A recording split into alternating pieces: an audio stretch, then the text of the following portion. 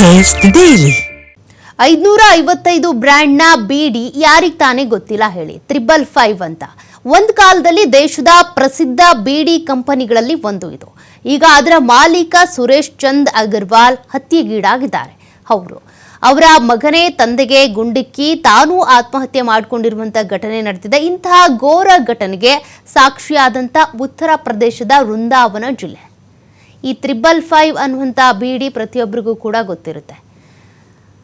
ಅದಕ್ಕೆ ಸಂಬಂಧಪಟ್ಟಂತೆ ಒಂದು ಅಪ್ಡೇಟ್ ಸಿಗ್ತಾ ಇರುವಂಥದ್ದು ಸುದ್ದಿ. ತನ್ನ ಮಗನೇ ಈ ರೀತಿಯಾಗಿ ಆ ಕಂಪನಿಯ ಮಾಲೀಕನನ್ನು ಹತ್ಯೆ ಮಾಡಿ ತಾನೂ ಕೂಡ ಆತ್ಮಹತ್ಯೆ ಮಾಡಿಕೊಂಡಿದ್ದಾನೆ ಅನ್ನೋದು ಗೊತ್ತಾಗ್ತಾ ಇದೆ. ಸುರೇಶ್ ಚಂದ್ ಅಂತ ಜಗಳ ದುರಂತದಲ್ಲಿ ಅಂತ್ಯ ಆಗಿದೆ.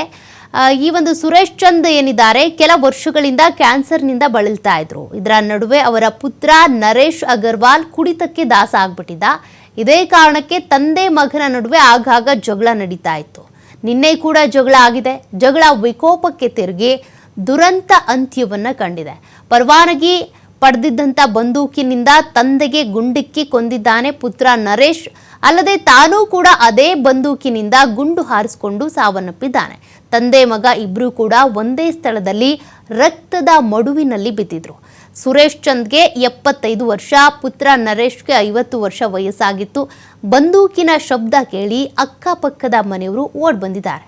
ರಕ್ತದ ಮಡುವಿನಲ್ಲಿ ಬಿದ್ದಿದ್ದ ಇಬ್ಬರನ್ನೂ ಕೂಡ ಆಸ್ಪತ್ರೆಗೆ ಸಾಗಿಸಿದ್ದಾರೆ. ಆದರೆ ಇಬ್ಬರೂ ಕೂಡ ಮೃತಪಟ್ಟಿರೋದಾಗಿ ಆಸ್ಪತ್ರೆಯಲ್ಲಿ ವೈದ್ಯರು ತಿಳಿಸಿದ್ದಾರೆ. ಈಗ ಪ್ರಖ್ಯಾತ ಈ 555 ಬ್ರ್ಯಾಂಡ್ನ ಬೀಡಿ ಕಂಪನಿ ಅನಾಥವಾಗಿದೆ.